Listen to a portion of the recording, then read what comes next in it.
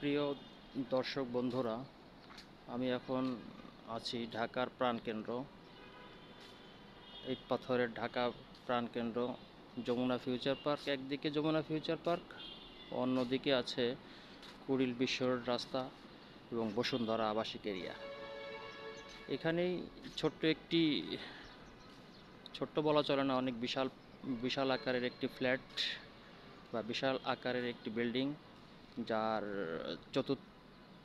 ছাদের উপরে এখন আছি। এই ছাদে এটা আসলে আমার প্রতিদিনকার থাকতে হয় এখানে, কারণ বয়স যখন এখন 50-এর প্রায় ছুঁই বা হয়ে গেছে, সেক্ষেত্রে আমাকে এখানেই সকালবেলাটা ফজরের নামাজ পড়ে কাটাতে হয়। কারণ প্রত্যেক দিন 25 থেকে 30 মিনিট আমাকে এখানে ব্যায়ামের উপরে বা হাঁটাহাঁটির মধ্যেই থাকতে হয়, এবং থাকিও। আপনাদেরকে আসলে জানানো দরকার বা আছি এখানে বিশাল একটা বিল্ডিংয়ের মধ্যে প্রায় 30টা ফ্ল্যাট আছে। তার মধ্যে আমি ছোট্ট একটা অংশের এখানে আমি কিনেছি বা থাকি। এখানেই আমার বসবাস। যদিও গ্রামের বাড়ি আছে, কিন্তু গ্রামের বাড়িতে থাকা হয় না। যা হোক, এখানে ঢাকার প্রাণকেন্দ্র, একদিকে যমুনা ফিউচার পার্ক, অন্যদিকে যে বসুন্ধরা আবাসিক এরিয়ার মধ্যে অবস্থান। আপনাদেরকে আমি দেখাই। দেখেন, যমুনা ফিউচার পার্কের যে বিল্ডিংটা, এখান থেকে সরাসরি দেখা যাচ্ছে।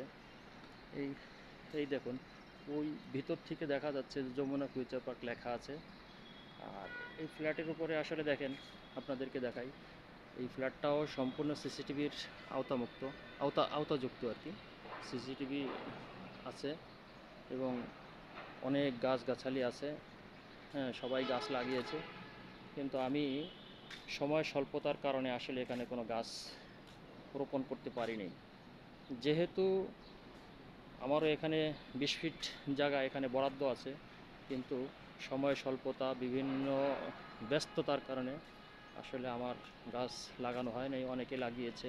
দেখেন, সুন্দর সুন্দর গাছ আছে, আম গাছ আছে। যে আমের গাছের মধ্যে দেখেন কত সুন্দর এই মুহূর্তে মুকুল এসেছে। অনেকেই মুকুল বলেন, আমরা আঞ্চলিক ভাষায় এটাকে আমের বোল বলে থাকি। দেখেন, এখানে আম গাছ, এখানে আছে আনার বা ডালিম। এই ডালিমের মধ্যে অনেক সুন্দর সুন্দর ডালিম হয়েছে। এখানেও ডালিম আছে। আরও দেখতে পাচ্ছেন আম গাছ আছে, বিভিন্ন প্রকৃতির বিভিন্ন প্রজাতির আম গাছ, আমের চারা। হ্যাঁ, বিভিন্ন কিছু ফল ফ্রুট এখানে অনেকেই লাগিয়েছে। আমারও লাগানোর ইচ্ছা ছিল, কিন্তু সময় স্বল্পতার কারণে যদিও হয়ে ওঠেনি। যা হোক, সবাই দোয়া করবেন। হ্যাঁ, যেহেতু আসলে আমার এটা প্রথম ভিডিও, আমি এর আগে কখনোই ভিডিও করিনি। হ্যাঁ, এবং হয়তোবা ভাষাগত অনেক সমস্যা থাকতে পারে। আস্তে আস্তে আপনাদের মাঝে মাঝে উপস্থিত হব বলে আশা করছি।